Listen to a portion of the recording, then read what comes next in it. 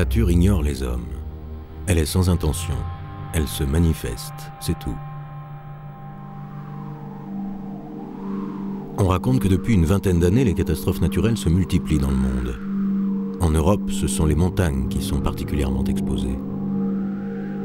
Mais on se demande pourquoi les risques naturels sont aussi nombreux dans les Alpes. Et comment peut-on vivre avec ces menaces permanentes? Aujourd'hui encore, cela reste souvent un véritable mystère.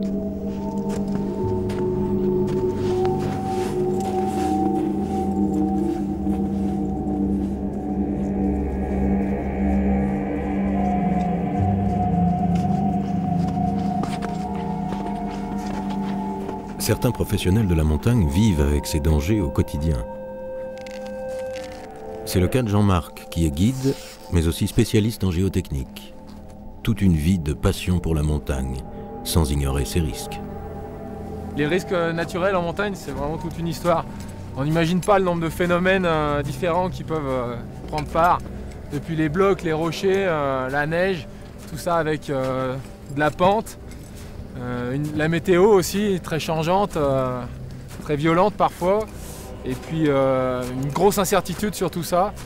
C'est des phénomènes assez mystérieux pour la plupart, qui méritent vraiment qu'on les étudie, mieux les connaître pour mieux les prévoir et puis mieux savoir s'en accommoder. C'est juste.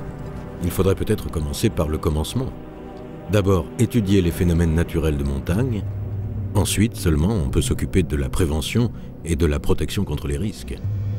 L'énigme à résoudre est de taille, car l'enjeu concerne la sécurité de 14 millions de personnes qui vivent dans les Alpes, dans 8 pays différents.